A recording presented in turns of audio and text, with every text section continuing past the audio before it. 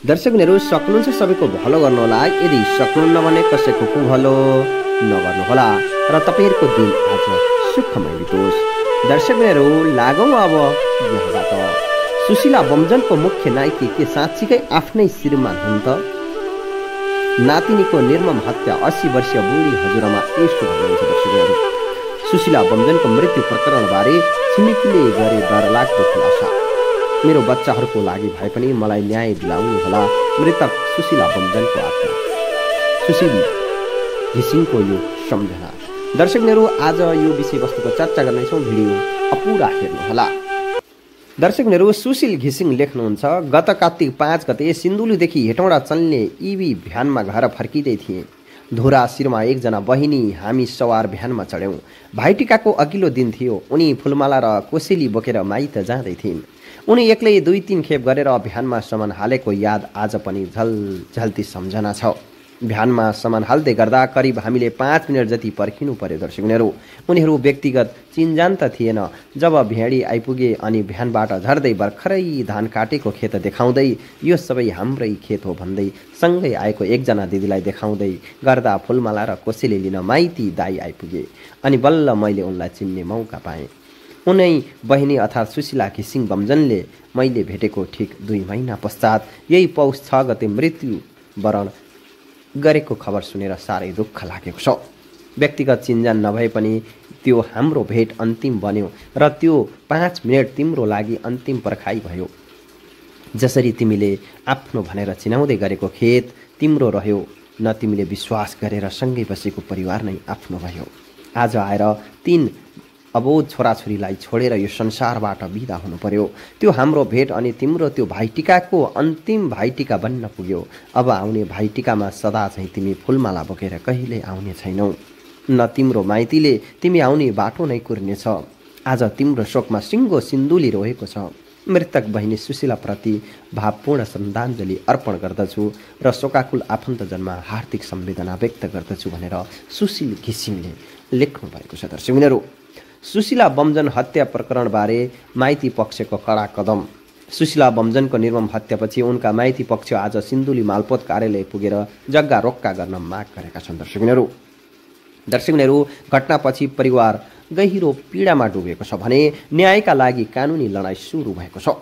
माइती पक्षको स्पष्ट माग यो छ कि सम्पूर्ण घरजग्गा र सम्पत्ति नाबालक सुशीला बमजनका छोराछोरीको नाममा सुरक्षित गरिनुपर्दछ।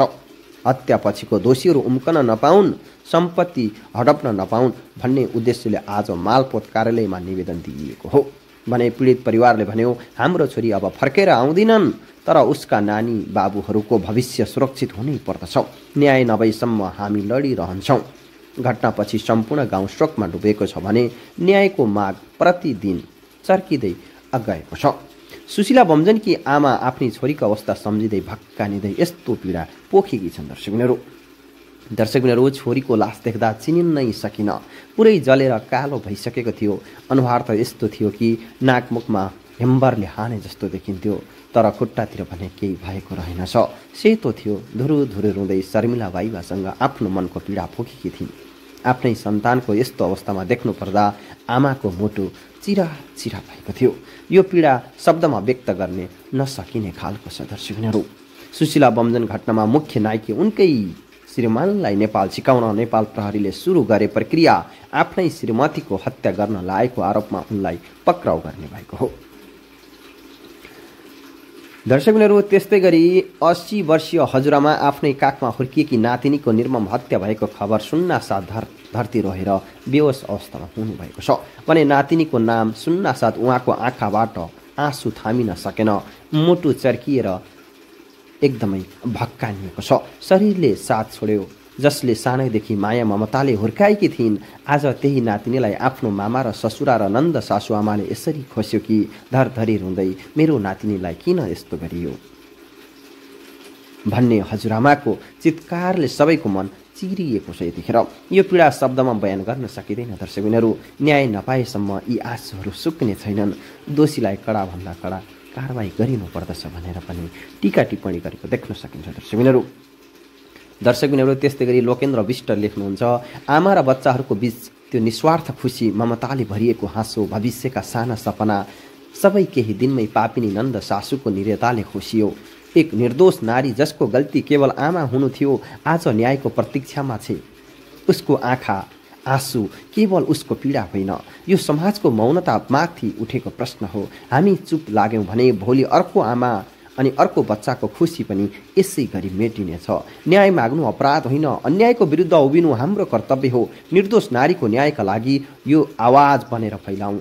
लाइक गरौँ, सेयर गरौँ, किनकि मौनताले होइन सत्य र साहसले मात्र न्याय जन्माउँछ।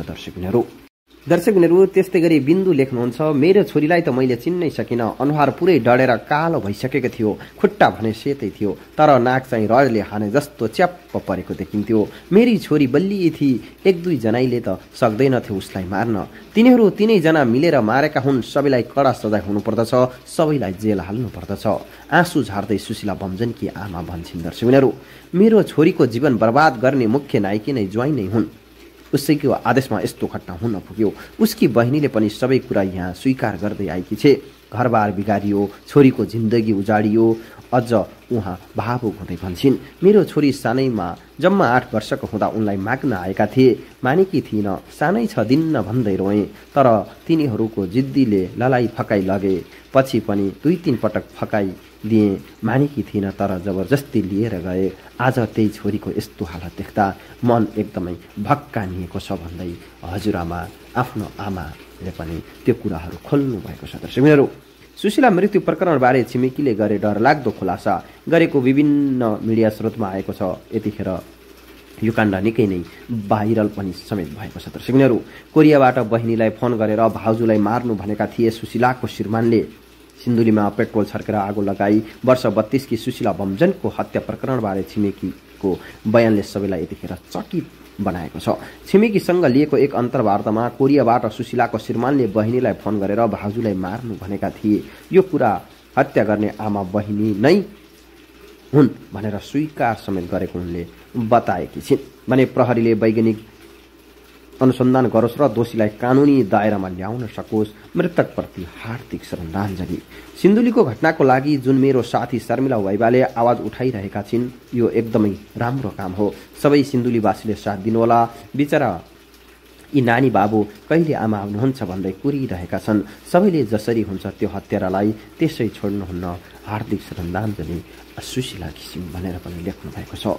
मेरो बच्चाको लागि भए पनि मलाई न्याय दिलाइदिनुहोला भनेर पनि धेरैले टीका टिप्पणीहरू गर्नुभएको छ।